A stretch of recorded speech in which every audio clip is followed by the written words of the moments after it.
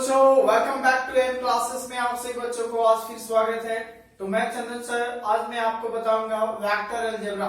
ठीक है, तो लास्ट लेक्चर में मैंने आपको direction cosine and direction ratio मैंने बताया था और उसके आधारित मैंने एग्जांपल भी साथ में बताने का प्रयास किया और समझाने का भी प्रयास किया। अब जो उसके अकॉर्डिंग जो आपका क्वेश्चन है एक्सरसाइज में, जो टाइप 1 में जो आपका एक्सरसाइज था, वो यहां तक आपको सॉल्व करने में आसानी हो जाएगा। ठीक है, तो मैं अब डायरेक्शन क्वेश्चन के अकॉर्डिंग में ज्यादा क्वेश्चन नहीं बताने वाला हूं, वो तो मैंने बता दिया। उसी एग्जांपल के माध्यम से आप जितने भी क्वेश्चन उसमें है 23, 24 वगैरह क्वेश्चन आप सॉल्व कर लेंगे। ठीक है, अगर आपको कोई प्रॉब्लम है तो दिए हुए नंबर पे आप जरूर व्हाट्सएप कीजिएगा। ठीक है, मैं आपको वहां तक आपको सोल्यूशन करके पहुंचा दूंगा। ठीक है, चलिए आज का जो टॉपिक है, टुडे जो टॉपिक है वो मैं टाइप 2 का क्वेश्चन बताने वाला हूं। देखो, अब टाइप 2 में मैं यहाँ पे बोर्ड पे क्वेश्चन नहीं लिखूंगा, मैं आपको स्क्रीन पे शो कर दूंगा क्वेश्चन को। ठीक है, मैं किताब से डायरेक्ट में क्वेश्चन आंसर में आपको बताऊंगा, है ना। तो ये देखिए आपका स्क्रीन पे है आपका 25.2 का जो टाइप 2 का जो क्वेश्चन है वो बचा हुआ है, उसका आज मैं इसको सोल्यूशन करके आपको मैं बताऊंगा। ठीक है, तो आप देखिए इसका सोल्यूशन हम लोग इसको कैसे करेंगे यहाँ पे, तो आप स्क्रीन पे देखते जाइए और मैं सीधा आपको सोल्यूशन बताते जाऊंगा, है ना। तो मैं अब यहाँ पे किताब मेरे पास है, मैं यहाँ पे पढ़ूंगा, आप स्क्रीन पे मिलाते जाएं और चीजों को चलते जाएं, है ना। तो देखिए टाइप 2 का जो आपका एक्सरसाइज क्वेश्चन चल रहा है बेटा आपका, है ना, कैसी सिनेरियो है आप खुद एक्सरसाइज में देख सकते हैं। पहला क्वेश्चन में देखिए, क्वेश्चन नंबर 28, है ना। क्वेश्चन नंबर 28 में ये कहता है कि if the position vector of P Q R S respectively this and this. ठीक है, मैं एक एक करके लिखते जाता हूँ। पी का जो पोजीशन वेक्टर है वो कितना दिया हुआ है आपका, हर चीजों को आपको अगर पोजीशन में लिखना है तो आप ये जो चीज लिखा हुआ है ऐसे भी लिख सकते हो, 2 4 दिया हुआ है ना। मतलब यहाँ पे आपका जो z है वो क्या है 0, k का मान है, यहाँ k का 4 है, उसके बाद यहाँ 5 है, 3√3 है, 4 है। ठीक है, उसके बाद ये जो है ये 0 है, -2√3 है, उसके बाद 1 है, और ये जो लिखा हुआ है 2 0 और 1, ये इसका पोजीशन हुआ, इसी का वेक्टर फॉर्म में ये लिखा हुआ है। ठीक है, तो ये तो आपका दिया हुआ है। कहता है prove that RS is parallel to PQ। जो RS वेक्टर होगा वो पैरेलल टू क्या रहेगा, PQ का रहेगा, और वह भी इज 2/3 ऑफ PQ, है ना। PQ का 2/3 होना चाहिए, मतलब 2/3 का मतलब है 2/3। अब देखिए इस क्वेश्चन को मैं कैसे करूंगा। अब सवाल ये आता है कि पैरेलल वाली चीजों में होता था क्या, पैरेलल में ये बताया था कि अगर दो वेक्टर है, ए वेक्टर और बी वेक्टर, दोनों वेक्टर को अगर मैं पैरेलल कहूंगा तो पैरेलल होने के लिए कंडीशन क्या था, कंडीशन ये था कि या तो ए वेक्टर बराबर लेमड़ा बी वेक्टर हो जाए, या बी वेक्टर बराबर क्या हो जाए, लेमड़ा ए वेक्टर हो जाए। दोनों सिचुएशन में किसी एक भी क्रिएट होगा, मतलब अगर किसी कोई एक वेक्टर में कॉमन लिया तो वो दूसरे वेक्टर के बराबर आ गया, तो वैसे सिचुएशन में वो दोनों एक दूसरे का क्या होता था, पैरेलल हो जाता था। तो यही बात मैं यहाँ पे बनाने वाला हूं। ठीक है, पहली बात तो जो आपको निकालना है, एक है आपका RS और दूसरा है आपका PQ। तो पहले मैं दो वेक्टर निकाल लेता हूं, है ना। ये बताइए कि RS वेक्टर यहां से क्या होगा।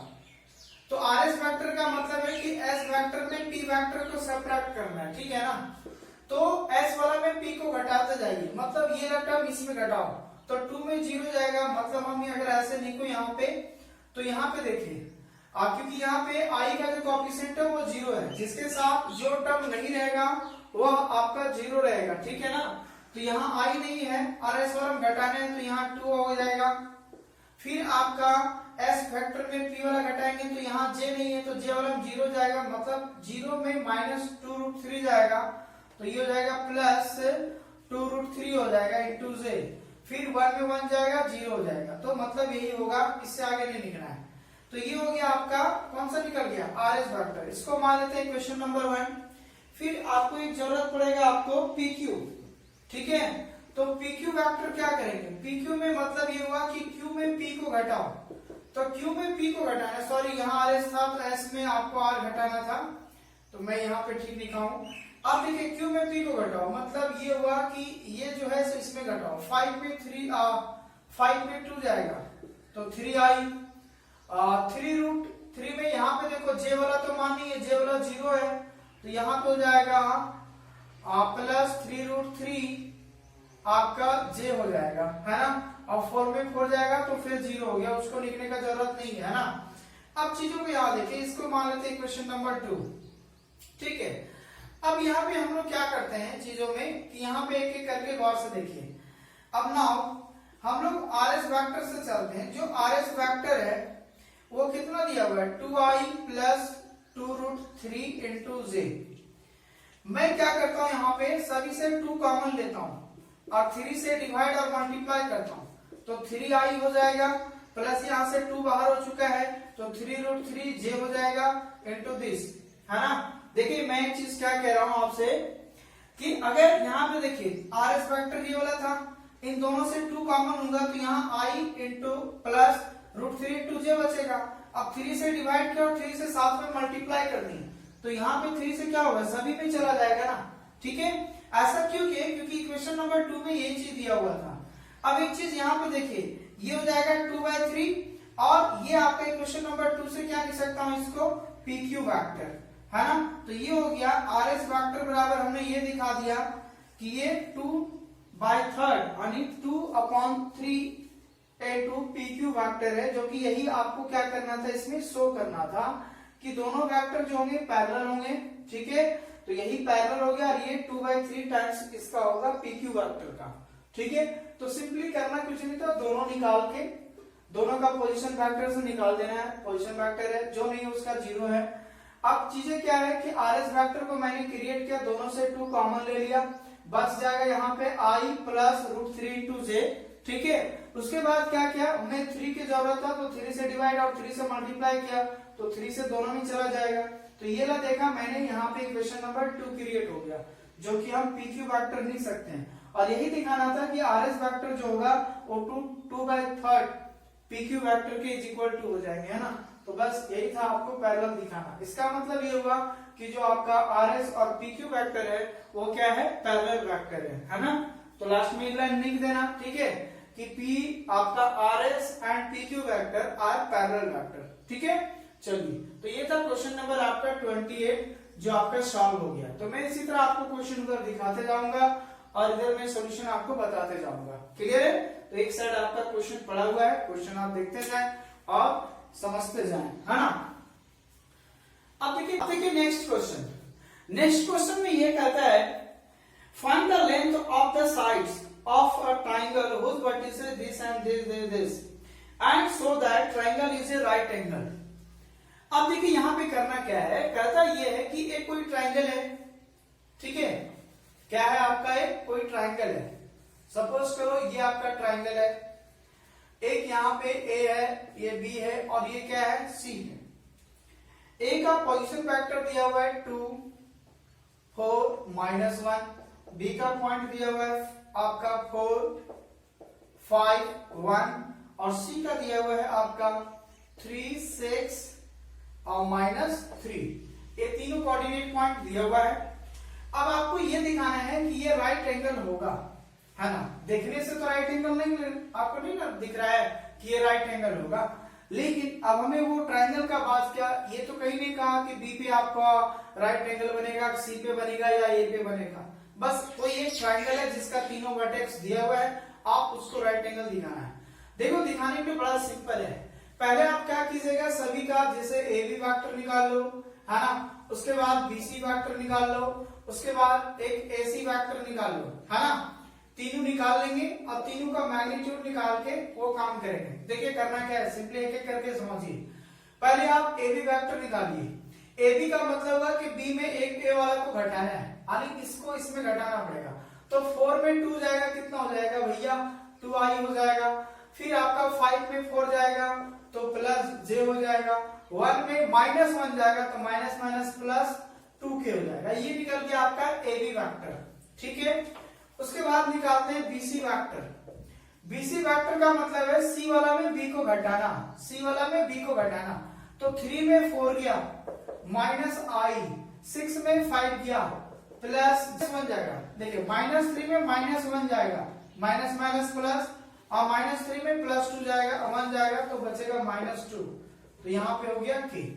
क्या यहाँ तक कोई दिक्कत है आपको? बोलिए yes या no।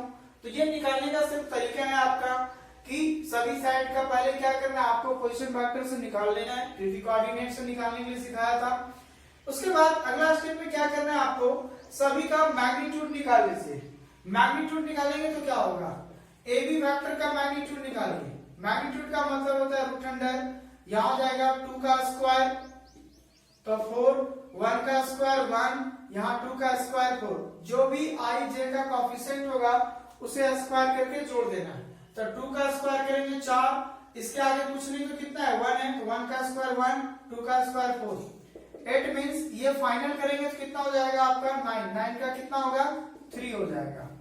उसके बाद क्या, किसी भी दो साइड को अगर हम लोग ऐड करेंगे तो तीसरे साइड के स्क्वायर के बराबर होगा। ठीक है, तो जैसे देखिए अगर मैं ये कहूं therefore BC square is equal to, BC square is equal to लिख सकते हैं AB का magnitude of AB square plus magnitude of AC square. अगर ये प्रूफ हो जाएगा तो कह देंगे ये आपका राइट एंगल है। कोई भी किसी एक साइड का स्क्वायर दूसरे दो साइड के स्क्वायर के सम के बराबर होना चाहिए। मतलब अगर इसका स्क्वायर करेंगे तो इसका स्क्वायर प्लस इसके स्क्वायर के बराबर होना चाहिए। तो चीजों को यहाँ देख लेता हूँ, BC हमारा कितना है 3√2 का होल स्क्वायर हो जाएगा बराबर AB कितना है 3 का स्क्वायर 3 का स्क्वायर। 8 मींस यहाँ देखा जाए तो इसको सॉल्व करूंगा तो 9 और यहाँ स्क्वायर रूट हटेगा 2 तो हो जाएगा 18, और अगर इसका भी देखूंगा तो इधर भी कितना हो जाएगा 18, मतलब ये इसके बराबर है ना। तो हम ये कह सकते हैं कि जो आपके पास vertices A B right angle triangle है ना, RIGST राइट एंगल ट्राइंगल। तो यही दिखाना था राइट एंगल ट्राइंगल। तो बस इसमें ये कंडीशन है राइट एंगल ट्राइंगल दिखाने के लिए। कभी ऐसा होगा कि मैग्नीट्यूड ऑफ AB का स्क्वायर इज इक्वल टू हो जाए BC का स्क्वायर प्लस AC का स्क्वायर हो सकता है, या फिर ऐसा भी हो सकता है कि AC का square is equal to AB का स्क्वायर प्लस BC का स्क्वायर। तीनों में से कोई भी एक कंडीशन अगर फुलफिल किया तो वह ट्राइंगल आपका राइट एंगल ट्राइंगल हो जाएगा। क्या बातें समझ में आ रहा है जो मैं बोल रहा हूँ, है ना। तो चीजों को बारीकी से एक एक करके समझे कि है क्या चीज, है ना, तभी आपको ये क्लियरिटी मिलेगा, है ना। तो इन चीजों को समझते जाएं कि किस टाइप से आपको करना है। चलिए अब इसका स्क्रीनशॉट ले लीजिए। आपका 30, मैं आप कुछ क्वेश्चन को हिंट करूंगा और आपको घर में बैठ के बनाना है। पीडीएफ तो खुद सामने, स्क्रीनशॉट ले ले इस पीडीएफ को और एक एक करके चीजों को समझे, है ना। देखिए यहाँ पे क्या करते हैं, 30 नंबर क्वेश्चन में क्या है, सेम आपको जैसे मैंने 28 बताया था सेम वही काम करना है। ठीक है, वही सेम टू सेम काम कीजिएगा। आपका सॉरी नहीं 30 नहीं, आपका 29 नंबर हो गया था। 30 भी वही काम करना, आपको राइट एंगल दिखाना है। तो तीनों को ABC मान लेना, फिर वही बात हो गया AB vector BC vector AC vector निकाल के किसी भी दो का सम तीसरे के बराबर दिखा देना, राइट एंगल हो जाएगा। तो 30 नंबर कंप्लीट। 31 में इनका पोजीशन ऑफ वेक्टर, सभी का पोजीशन वेक्टर दिया हुआ है। उसी तरह RS जो है PQ का पैरेलल दिखाना है, और ये दिखाना है कि is a twice of PQ। जैसे वहां 2 टाइम्स ऑफ 2/3 दिखाया था, यहाँ पे भी उसी तरह आएगा 2 इंटू PQ हो जाएगा। तो सेम टू सेम हो गया आपका, ये एक क्वेश्चन नंबर 28 के बराबर हो गया। उसके बाद 32 में आता है सेम वही काम करना, रेशियो निकालना है। तो देख लेना एक बार जो दिखाना है 32 में PQ पैरेलल RS, तो PQ पैरेलल RS दिखा लेना। उसके बाद क्या करना है कि जो PQ और RS का दोनों का मैग्नीट्यूड निकाल लेना। PQ और RS का मैग्नीट्यूड निकालोगे और दोनों को आपस में डिवाइड कर देना, तो जो आएगा वही उसका रेशियो आ जाएगा, वही उसका आंसर आएगा 1:2। ठीक है, तो ये दिमाग में डाल लीजिएगा। लास्ट में मैं आंसर शीट मिला दूंगा, है ना। आंसर शीट आप देख लीजिएगा क्या क्या किसका आंसर आएगा। उसके बाद आइए 33 नंबर। तो ये रहा आपका 33 नंबर क्वेश्चन। 33 में आपको आइसोलेस ट्राइंगल दिखाना है। आइसोलेस ट्राइंगल, पहले इन चीजों को समझिए कि दो ट्राइंगल यहाँ पे दिया हुआ है। जैसे अगर कोई भी ट्राइंगल है, ठीक है, अगर उसका कोई भी दो साइड इक्वल हो गया, चाहे ये दोनों इक्वल होगा, ये दोनों इक्वल होगा, या तो ये दोनों इक्वल होंगे, किसी भी ट्राइंगल में दो साइड अगर इक्वल होता है तो वह आइसोलेस ट्राइंगल हो जाता है, ठीक है। और इक्विलेटरल ट्राइंगल में क्या होता है कि प्रत्येक साइड इक्वल होनी चाहिए, ए बी बी सी ए सी सब बराबर होना चाहिए, तो वो हो जाता है हमारा इक्विलेटरल ट्राइंगल, ठीक है ना। फिर एक आता है एस्केलिक ट्राइंगल। एस्केलिक ट्राइंगल में क्या होता है कि सभी साइड जो होंगे वह अनइक्वल होना चाहिए, इट मींस सभी का साइड अलग अलग होना चाहिए, तो वो एस्केलिक ट्राइंगल कहलाता है। तो क्वेश्चन में कुछ भी पूछ सकता है, होनी चाहिए। तो पहली बात तो सभी का पोजीशन फैक्टर दिया हुआ है। मान लेते हैं भाई कि ए का जो पोजीशन फैक्टर दिया हुआ है वो आपका दिया हुआ है 3i माइनस जे प्लस 2k। ये सपोज करो ए है, बी है, सी है ना। इसको ये मान लिए बी वाला जो कंडीशन दिया हुआ है वो आपका दिया हुआ है i minus J minus 3k। सी में जो दिया हुआ है वो आपका दिया हुआ है 4i, आप क्वेश्चन देखते जाए है ना, 4i माइनस 3j और प्लस k। तो ये तीन पोजीशन आपका दिया हुआ है। आपको इसको आइसोलेस ट्राइंगल दिखाना है, तो ट्राइंगल दिखाने के लिए कोई भी दो साइड इक्वल दिखा देना है बस। अब क्या करना है चीजों को दिखाने के लिए, पहले फटाफट आप ए बी फैक्टर निकाल लो, बी सी निकाल लेना और क्या निकाल लेना, ए सी निकाल लोगे। निकालने के बाद क्या करना है, इसका मैग्नीट्यूड सभी का निकाल लेंगे, ठीक है ना।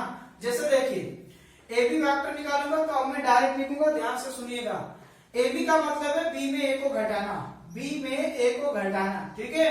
तो बी में ए को घटाएंगे तो क्या होगा, माइनस 2i माइनस जे में माइनस जे जाएगा तो हो जाएगा 3 माइनस जे किया तो माइनस 2j। उसके बाद k में माइनस 2 किया, k में माइनस 2k किया तो माइनस k बचा, ठीक है। साथ में क्या करता हूं, सभी का मैग्नीट्यूड निकाल देता हूं।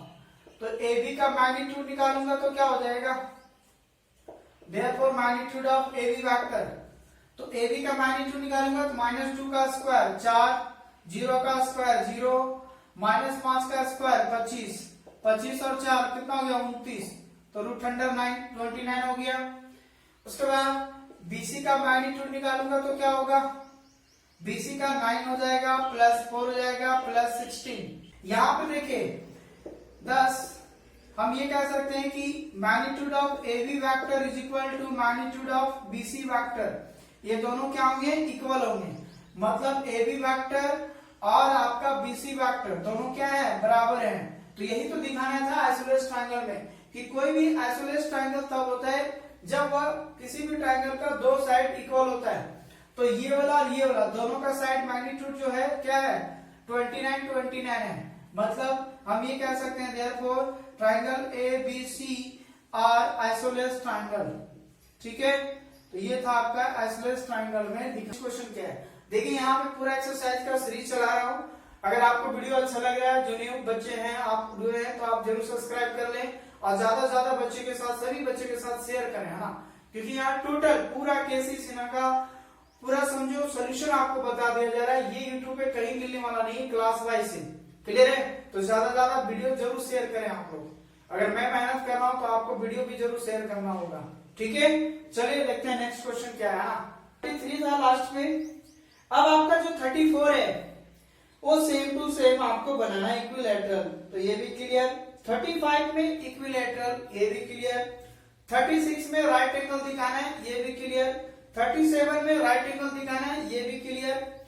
38 अब आते हैं, थोड़ा सा 38 में अब समझाता हूं, है ना।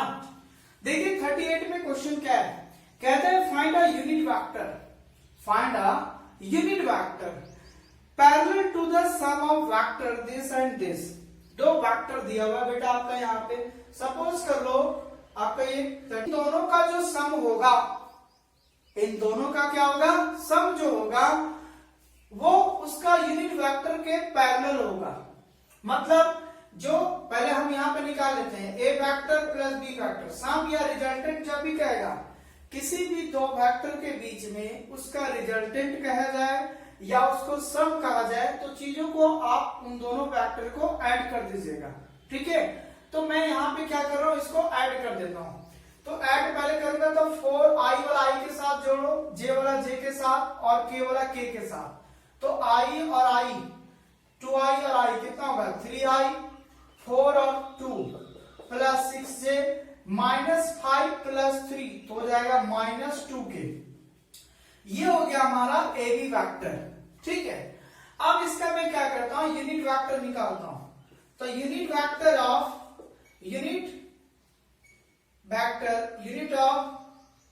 ए वैक्टर प्लस बी वैक्टर, तो क्या हो जाएगा, A vector B vector upon magnitude of A vector plus B vector. अरे यूनिट वैक्टर यही ना था कि यूनिट वेक्टर ए कैप बराबर A vector upon magnitude of A vector, ये यूनिट वेक्टर का फार्मूला हो गया। ठीक है, तो यहाँ पे ए की जगह आपका ए प्लस बी वेक्टर है, उसका यूनिट वेक्टर निकाल रहे हैं। तो जो होगा वो वेक्टर अपॉन क्या हो जाएगा, उसी का मैग्नीट्यूड से डिवाइड करते हैं। तो ए प्लस बी का दिया हुआ है 3i plus 6j minus 2k, और इसका मैग्नीट्यूड निकालेंगे तो रूट अंडर हो जाएगा। मैग्नीट्यूड का मतलब होता है इसका स्क्वायर करके ऐड करना। तो 3 का स्क्वायर 9, 6 का स्क्वायर 36, 2 माइनस 2 का स्क्वायर 4, मतलब 3i plus 6j minus 2k upon, यहां पे अगर देखा जाए तो 36 प्लस 4 40 और 9 आपका 49 हो जाएगा। 49 का कितना हो जाएगा बेटा आपका, तो आपका हो जाएगा 7 है ना। तो यहाँ पे हो जाएगा नीचे कितना, तो मैं थोड़ा ऐसे लिखता हूँ 1/7 और इसको एक साथ रखता हूँ क्योंकि नीचे तो ही 7 डिवाइड में है। तो ये हो गया किसका, यूनिट वेक्टर निकल गया वो है ना। तो unit of A vector plus B vector का। ठीक है, अब चीजों को क्या दिखाना था कि ये जो यूनिट वेक्टर है वो पैरेलल होगा क्या, उसके सम। तो सम यही ना है, जो आपको सम था वो सम आपका यही हो गया। तो यहां पे देखिए कि जो यूनिट वेक्टर है 10 unit of A plus B vector जो है वह बराबर हो गया 1/7 into A plus B vector के बराबर हो गया। किससे, फ्रॉम इक्वेशन 1 से। इसका मतलब ये हुआ कि लास्ट में एक लाइन लिखिएगा कि एक जो था वह यूनिट वेक्टर है, सम ऑफ उसके पैरेलल है। देखो ये पैरेलल हो गया दो वेक्टर के बीच में, तो बस यही दिखाना था और करना कुछ नहीं था। मतलब इन दो वेक्टर को जोड़ना था, जो हम लोग जोड़ के लाए हैं वह पैरेलल दिखाना था उसके यूनिट वेक्टर के बराबर। इसका मतलब उसका पहले हमें यूनिट भी निकालना होगा, तो दोनों को सम कर दिए, फिर इसका मैंने यूनिट वेक्टर निकाल दिया, तो फिर दिखा जो जोड़ा था मैंने फिर ऊपर में वही वाला है। मतलब जाहिर सी बात है यही तो रहेगा, और नीचे सिर्फ मैग्नीट्यूड रहेगा। तो ये फॉर्म में आ गया ना, a is equal to lambda B vector के फॉर्म में, क्योंकि लेमड़ा कोई भी स्केलर नंबर हो सकता है, जैसे यहाँ पे 1/7 है। तो ये टोटल यूनिट वेक्टर हो गया, ये वेक्टर हो गया, एक दूसरे का बराबर है 1/7 के इज इक्वल टू करके। इसका मतलब इसका यूनिट उसके सम के पैरेलल है, बस यही दिखाना था। क्लियर है। उसके बाद जो नेक्स्ट क्वेश्चन है पैरेललोग्राम। पैरेललोग्राम कैसा होता है भैया, ऐसा होता है, मैंने पहले भी एडिशन ऑफ पैरेललोग्राम बताया था। ठीक है, ये मान लो दो एडिशन साइड है, इसका मान लो ए वेक्टर है, ये आपका बी वेक्टर है, तो ये वेक्टर कितना हो जाता है, ए प्लस बी वेक्टर हो जाता है। ठीक है, जिसमें आपको यही दिया हुआ है कि टू एडिशन साइड, ये वाला और ये वाला ऑफ योर पैरेललोग्राम आर। तो मान लो ए वेक्टर वाला ये था आपके पास 2i minus 4j plus 5k, और बी वेक्टर सपोज कर लीजिए कि i है माइनस 2j है और माइनस 3k है। ये आपका ए और बी वेक्टर सपोज करो मिल गया। So find the unit vector of unit vector parallel to its diagonal. देखो सेम टू सेम क्वेश्चन हो गया, यही है डायगोनल, डायगोनल इसी को बोलते हैं।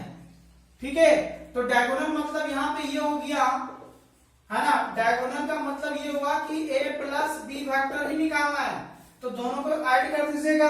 अभी सेम टू सेम बनाया ना, ऐड करके फिर इसी का यूनिट का ये पैरेलल होगा।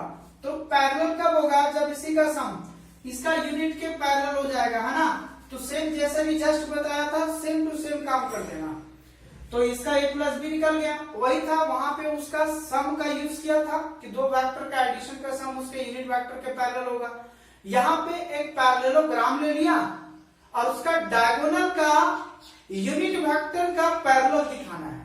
खाली घुरा फिरा के बात कर रहा है आपसे मतलब a प्लस बी वेक्टर ही फिर से दिखाना है। तो जैसे लास्ट क्वेश्चन बताया था सेम टू सेम इसमें कर लीजिएगा, वही क्लियर हो जाएगा। ठीक है, चलिए अब देखिए नेक्स्ट क्वेश्चन क्या है। नेक्स्ट मैं समझा दूंगा, बात खत्म हो गया। 40 नंबर में दोनों को ऐड कर देना, दोनों फैक्टर का, और उसका यूनिट वेक्टर निकाल दीजिएगा। अभी जस्ट मैंने यूनिट वेक्टर निकालना सिखाया a प्लस बी का, बस हो गया 40 नंबर कंप्लीट। क्वेश्चन नंबर आपका 41, ठीक है, लास्ट क्वेश्चन 41 देख लीजिए। तो लास्ट में आपको 41 नंबर क्वेश्चन आप देखें लास्ट में टाइप 2 में जो दिया हुआ है 41 में क्या है कि 41 में ये कहते हैं find a vector of magnitude 5 unit. मतलब अगर कोई एक वेक्टर ज्ञात करने हैं जिसका 5 यूनिट दिया हुआ है, ये वेक्टर आपको फाइंड आउट करना है कि ये कौन सा वेक्टर है जिसका 5 यूनिट होगा। मतलब इस वेक्टर का मैग्नीट्यूड कितना है बेटा, आपका 5 यूनिट है। ठीक है, अब सुनिए अगला step. And parallel to the resultant of this vector. तो यहां पे दिया हुआ है given a vector is equal to 2i plus 3j और minus K, and b vector is equal to i minus 2j plus K. अब क्या करना है चीजों को, इसके सम निकाल लो, a vector plus b vector निकाल लो, तो हो जाएगा आपका 3i प्लस j, और यहां 0 हो जाएगा, मतलब कहानी गोल हो गया, 0 का निकलने का जरूरत नहीं है ना। तो a प्लस बी वेक्टर निकल गया। अब a प्लस बी वेक्टर जो है इस वेक्टर का बराबर है। मतलब ये कहता है अकॉर्डिंग टू द क्वेश्चन से कि आपको ये दिखाना है कि वेक्टर जो है वह पैरेलल है। तो एक मान लो लेमड़ा लेते हैं किसका, a प्लस बी वेक्टर के बराबर के पैरेलल है। ठीक है, अब एक चीज बताओ देयरफॉर, तो मैग्नीट्यूड ऑफ वेक्टर, तो इधर भी मैग्नीट्यूड लेमड़ा भी लग जाएगा, मैग्नीट्यूड a प्लस बी में भी लग जाएगा। मैग्नीट्यूड ऑफ वेक्टर कितना दिया हुआ है, 5 यूनिट दिया हुआ है। लेमड़ा तो हमें फाइंड करना है, a वेक्टर b वेक्टर का मैग्नीट्यूड जब हम निकालेंगे, मतलब a प्लस b का मैग्नीट्यूड निकालेंगे तो 9 और प्लस 1 यानी रूट अंडर कितना हो जाएगा बेटा आपका 10, तो हो जाएगा रूट अंडर कितना होगा 10 हो जाएगा। इसका मतलब ये हुआ कि 5 upon root under 10 is equal to कितना होगा, लेमड़ा निकल जाएगा। तो यही था लेमड़ा का मान निकालना था, therefore lambda is equal to हो गया 5 अपॉन रूट अंडर 10। एक चीज और यहाँ पे देख लीजिए, जब आपका लेमड़ा निकल गया तो करना कुछ भी नहीं था, सिर्फ आपको इक्वेशन नंबर 1 में क्या करोगे, पुट कर देना है। इसलिए देयरफॉर वेक्टर कितना ज्ञात हो जाएगा, तो वेक्टर मैं यहाँ पे लिख देता हूँ ना। अब देखिए वेक्टर कितना ज्ञात हो जाएगा इसका इक्वेशन नंबर 1 से, तो वेक्टर इज इक्वल टू हो गया लेमड़ा, तो मैग्नीट्यूड ऑफ लेमड़ा कितना होगा, या तो आप इसको भी मान ले, कोई फर्क नहीं पड़ता है। तो लेमड़ा हो गया 5 बाय रूट अंडर 10, और a प्लस बी का मान है आपका 3i प्लस j, है ना। ये बताओ 5 रहने देता हूं, ऊपर में मैं क्या करता हूं, खुद से रूट अंडर 10 इसका कंजुगेट से रूट अंडर 10 और रूट अंडर 10 से डिवाइड मल्टीप्लाई कर देता हूं, और यहां पे हो जाएगा 3i प्लस j। ठीक है, ये देखो एक आपका सॉरी यहां हो जाएगा आपका कितना, नीचे रूट अंडर 10 और रूट अंडर 10 यानी 10 यानी 5/2, मतलब ये हो जाएगा रूट अंडर 10/2 हो जाएगा। अरे इन दोनों का स्क्वायर रूट हट जाएगा ना, और 5 से कर देंगे तो 2 हो जाएगा, और अंदर हो गया 3i प्लस j। यही ज्ञात करना था, मतलब यही वो वेक्टर है जो जिसका मैग्नीट्यूड कितना है 5 यूनिट है। आप जब इसका यूनिट वेक्टर निकालोगे ना तो उसका आएगा 5, है ना। तो मैं फिर से समझाता हूं, पहले दोनों वेक्टर को ऐड कर देना था। अब ये कह रहा था कि जो वेक्टर है कोई एक वेक्टर है जिसका मैग्नीट्यूड 5 है, तो ये वेक्टर जो है ये इसके सम के पैरेलल है। कौन सा, दिए हुए दो वेक्टर के सम के बराबर का पैरेलल है। तो पैरेलल का मतलब होता है लेमड़ा खुद से लगाते हैं, तो ये वेक्टर अगर इसका पैरेलल है, मतलब हम ये कह सकते थे कि वेक्टर जो है वो पैरेलल है a vector plus b vector. इसलिए a vector is equal to lambda into, जब पैरेलल हटाते हैं तो लेमड़ा लग जाता है। उसके बाद सभी का मैग्नीट्यूड, तो इसका मैग्नीट्यूड दिया था 5 यूनिट, इधर लगा दिया, लेमड़ा निकल गया। लेम्डा निकलने के बाद फिर इसको इक्वेशन नंबर 1 में बैठा दिया तो ये आपका निकल गया वेक्टर, और यही वेक्टर आपको फाइंड करना था। ठीक है, तो आई होप कि यहाँ तक आपको क्लियर हो गया होगा। तो ये था आपका जो टाइप 2 का क्वेश्चन चला, है ना। अब हम लोग क्या करेंगे, टाइप 3 का ज्यादा आप लंबा नहीं करूंगा वीडियो को। टाइप 3 में मुश्किल से 3 क्वेश्चन है, 3 क्वेश्चन का मैं 1-2 हिंट कर दूंगा, बाकी बात आपको खुद बनाना होगा। ठीक है, तो अब हम लोग देखते हैं टाइप 3 का क्वेश्चन क्या है ना इसका। तो आज ये एक्सरसाइज समाप्त हो गया है आपका। तो देख लेते हैं 2 क्वेश्चन और क्या क्या है, बाकी बात आपका नेक्स्ट पार्ट में मिलेंगे अगले टाइप में। ठीक है, तो टाइप 3 का ये 42 नंबर क्वेश्चन देख लो बेटा। 2 वेक्टर दिया हुआ है, आपको ये दिखाना है क्या मैग्नीट्यूड ऑफ ए वेक्टर बराबर है मैग्नीट्यूड ऑफ बी वेक्टर। तो पहली बात दोनों का मैग्नीट्यूड निकालिए, तो हो जाएगा 1 का स्क्वायर 1, 2 का स्क्वायर 4, मतलब रूट अंडर 5, और इसका निकालेंगे तो 4 + 1 ये भी हो जाएगा रूट अंडर 5। मतलब ये हुआ कि magnitude of A is equal to है मैग्नीट्यूड ऑफ बी। तो पहला कंडीशन तो क्लियर हो गया। दूसरा कंडीशन ये कहता है क्या दोनों वेक्टर इक्वल हैं। तो ये बताओ दोनों वेक्टर इक्वल तब होंगे जब i का कोएफिशिएंट i वाला के मिलना चाहिए था और j वाला कोएफिशिएंट j के साथ। तो यहाँ तो मैच नहीं कर रहा है, इसका मतलब a vector not equal to b vector, दोनों वेक्टर इक्वल नहीं है बिल्कुल। जब देखो 2 वेक्टर, इक्वलिटी ऑफ वेक्टर क्या होता है कि कोई भी 2 वेक्टर उसका कोएफिशिएंट मैच करनी चाहिए। अरे इक्वल कब कहेंगे चीजों को, जब i वाला जैसा दिखेगा तब ना, j वाला j जैसा दिखेगा। तो इसका आगे 2 था, इसका आगे 2 नहीं है, इसका आगे 2 है तो इसका आगे नहीं है, तो दोनों वेक्टर बराबर नहीं हुआ। लेकिन मैग्नीट्यूड बराबर हो सकता है। तो देख सकते हैं इसका मतलब ये हुआ कि 2 इक्वल वेक्टर क्या मैग्नीट्यूड बराबर होगा, बोले यस। लेकिन अगर 2 वेक्टर का मैग्नीट्यूड बराबर है लेकिन वो दोनों वेक्टर इक्वल हो, ऐसा कोई जरूरी नहीं है। तो अगर कोई इक्वल वेक्टर है तो उसका मैग्नीट्यूड भी इक्वल होंगे, ये 100% है। लेकिन अगर 2 वेक्टर का मैग्नीट्यूड इक्वल है तो ये कोई जरूरी नहीं है कि वह दोनों इक्वल वेक्टर हो। इस बात को आप निकले नोट करके, ये आप नोट करके निकले इस बात को। चलिए, तो ये था आपका टाइप 3 का 42 नंबर क्वेश्चन। अब आते हैं आपका 43 नंबर क्वेश्चन। आपको x, y और z का इक्वल है। सपोज करिए कि a वेक्टर b वेक्टर बराबर है, तो xi + 2j + z के दिया हुआ है इज इक्वल टू दिया हुआ है 2i + yj + k। कहता है कि find the value of x, y, z। x, y और एक यहाँ पे z है। सपोज करो ये z है आपका ना, और यहाँ पे 2 लिखा हुआ है, ध्यान दीजिएगा। तो x, z और y ज्ञात करना है, जिसमें ये कहता है सो दैट इस प्रकार से है कि a vector b vector are equal. दोनों इक्वल था भैया, तो मैंने इक्वल कर दिया आपका, है ना। 43 नंबर क्वेश्चन था ना, यस। अब दोनों इक्वल था, मैंने कर दिया। कंपेयर कर दो भाई, x की जगह कितना हो जाएगा 2 हो जाएगा, y की जगह कितना हो जाएगा, तो y का यहाँ देख लो ये भी 2 हो जाएगा, z कितना हो जाएगा, इसका आगे कुछ नहीं तो 1। यही ज्ञात करना था, है ना, सिंपल। तो ये था इक्वलिटी ऑफ वेक्टर में। उसी प्रकार से आपको अब ज्ञात कर लेना है 42 और 45 में लैम्डा ज्ञात करना है। 2 वेक्टर इक्वल है, यहाँ पर भी 2 वेक्टर इक्वल करना है, तो a और b वेक्टर बैठा दीजिएगा, फिर जो मल्टीप्लाई करके वहां से कंपेयर करके x, y का मान ज्ञात कर लीजिएगा। तो ये था आपका टाइप 2 और टाइप 3 बनाना था आपको। मैंने आपको बता दिया पूरा एक्सरसाइज। थोड़ा वीडियो लंबा हुआ होगा, बट क्या करूं, एक्सरसाइज कब तक खींचूंगा, है ना। इसलिए आज मैं इसको समाप्त कर दिया। अब नेक्स्ट बार में अगले एक्सरसाइज के लिए कुछ कॉन्सेप्ट आएगा, उसके बाद फिर उसी तरह से एक आपका एक चैप्टर और है, उस चैप्टर को खत्म करूंगा तो आपका वेक्टर अलजेब्रा समाप्त होगा। तो लगता है मुश्किल से आपका 4-5 लेक्चर और होंगे, उसके बाद ये आपका अलजेब्रा पार्ट समाप्त हो जाएगा। उसके बाद वेक्टर का मल्टीपल्स वेक्टर पढ़ेंगे, जिसमें एक डॉट प्रोडक्ट और एक क्रॉस प्रोडक्ट पढ़ेंगे, तब जाके पूरा वेक्टर का पोर्शन समाप्त होगा। ठीक है, तो चलिए, आई होप कि यहाँ तक आपको आज क्वेश्चन आंसर्स मजा आया होगा, है ना। थोड़ा ज्यादा क्वेश्चन था, मैंने थोड़ा फास्टली बताया, बट आप धीरे धीरे समझें, वीडियो को बार बार देखें, ये आपके पास ऑप्शन है।